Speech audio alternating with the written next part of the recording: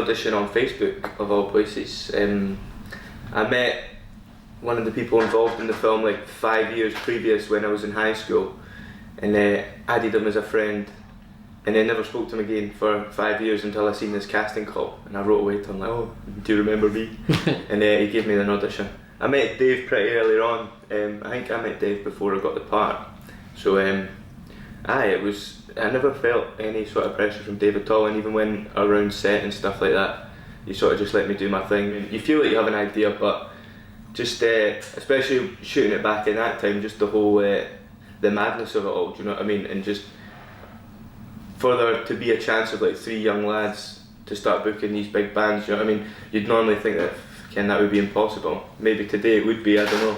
But it's the whole thing was an education in the music business, like big time. Did you learn the sense of it's good to take risks? Definitely. Even though they're really big. Yeah, definitely. Because that's how you get anywhere. Do you know what I mean? That's how Dave now lives in Thailand. Do you know what I mean? Unless you get on the bus sort of thing, you're never going to leave. So, and speaking to Dave's brother about Dave, do you know what I mean? That was like where I went to for most of my help. What did Dave's brother talk to you about? Just like stuff growing up, and just sort of what it was like before all this sort of stuff. Do you know what I mean? Because I've obviously met Dave, and I know Dave really well now.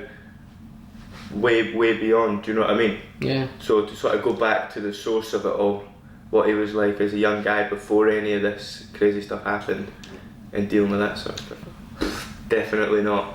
No chance. I couldn't handle that sort of pressure. I'm fine just being an actor. Well, you've always got Dave. You know, he could probably help show you the ropes. Indeed, yeah. You're my apprentice. Yeah. The sorcerer's apprentice. But nah, I couldn't see myself doing that. No. Yeah. It's funny, that painting that we used in the film used to hang on my mum and dad's bedroom. Oh really? Yeah, so I knew the painting pretty well and that, but that's cool. Sure, I think it's just the local dialect, because Dave wanted a lot of like the Dundee terms in there, and that's what gives it its charm. But obviously down here they don't translate, people won't know what up the hacky down the black is or anything like that, you know what I mean? So I think it was necessary down here, although a couple of people said to me it wasn't. But then folk that had came from around the world that were there, like there was people from Russia there and stuff like that, they said that they needed the subtitle. Oh really? Yeah, because the film would be lost. Have people tried to compare this to Trainspotting, and have you tried to basically say, no, this is not Trainspotting, it's its own individual film? It's funny, we'd done a press day up in Dundee, and that's what they said, and I was like, it's a shame that any Scottish film that would come out that had like 3 or 4 young guys in it, or 3 or 4 young people in it, will always get compared to Trainspotting, and that just shows you what a huge gap there is in Scottish cinema, because that was made the year I was born 25 years ago. Yeah. So that's the only thing you can compare it to. You know what I mean? We're obviously not doing so well. My next will probably be the second instalment of this. Cool. Panto.